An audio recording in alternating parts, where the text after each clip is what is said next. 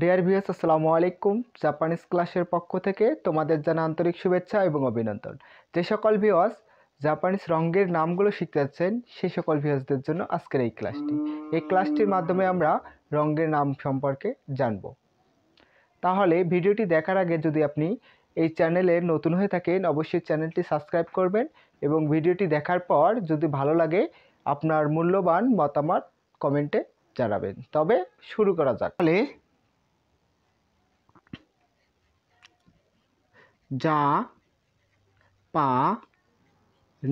জাপানি রঙের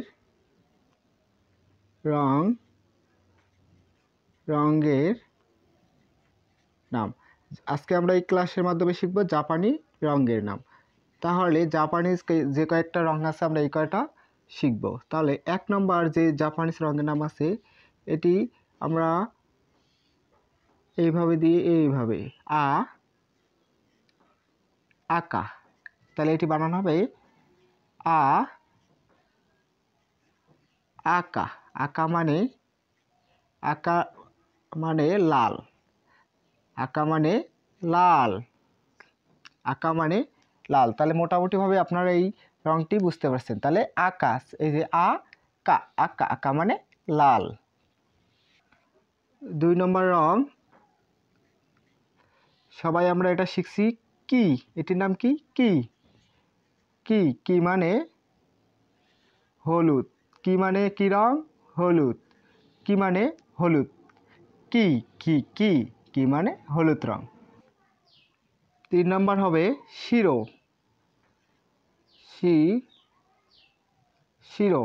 তাহলে তাল বসা হবে এটা, হ্যাঁ, দিতে হবে শিরো মানে সাদা রং। শিরো মানে সাদা। তাহলে আকা মানে লাল, কি মানে হলুদ, শিরো, এই যে শিরো মানে সাদা। তাহলে আপনারা এই রঙের নামটি মোটামুটিভাবে বুঝতে পারছেন। তাহলে 4 নম্বর রং কুরো। তাহলে এটি কি বলে? কুরো মানে কালো। কুরো মানে কালো। তাহলে কর সাথে কুর সাথে মিল আছে না? এর শির সাথে স্বর মিল আছে না? এইভাবে মনে রাখার চেষ্টা করবেন।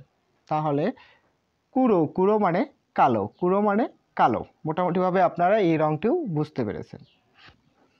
তারপর 5 নম্বর হচ্ছে এটির নাম কিন। তাহলে এটি উচ্চারণ হবে কিন মানে গোল্ডেন কালার। কিন মানে কি? গোল্ডেন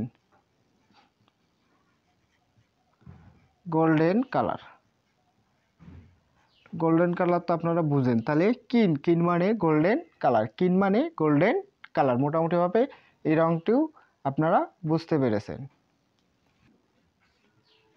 6 নম্বর,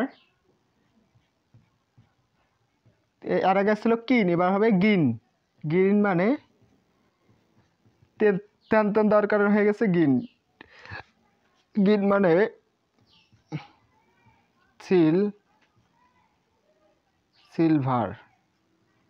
সিলভার কালার।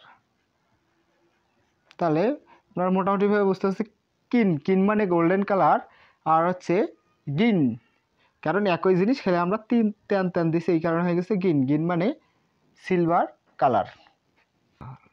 7 নম্বর হবে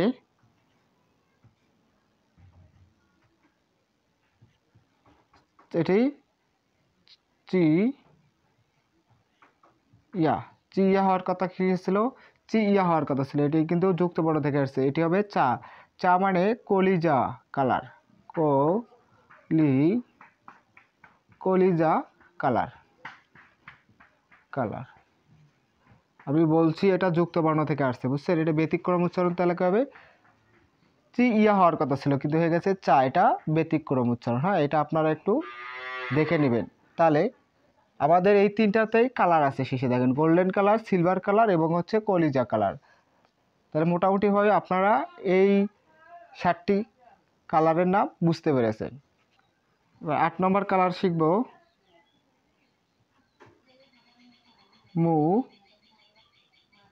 মুরা সা।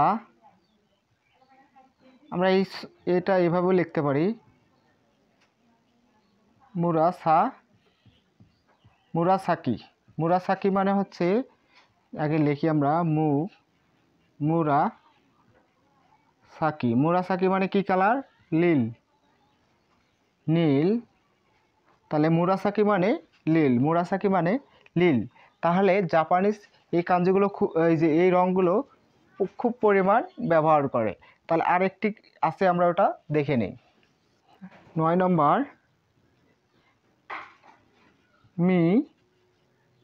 দো। এটা এভাবে দেওয়া আছে, হ্যাঁ মিদরি, এই উচ্চারণটা হয় মিদরি, কিন্তু আমি এটা বুঝতে পারছি মিদরি এই বানানটা হওয়ার কথা ছিল, কিন্তু আমাদের হচ্ছে বইয়ে এইভাবে দেওয়া আছে মিদরি।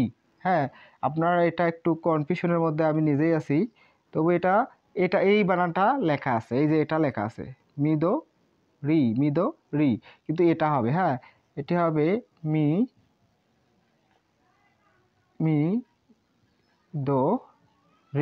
মিদরি মানে হচ্ছে সবুজ।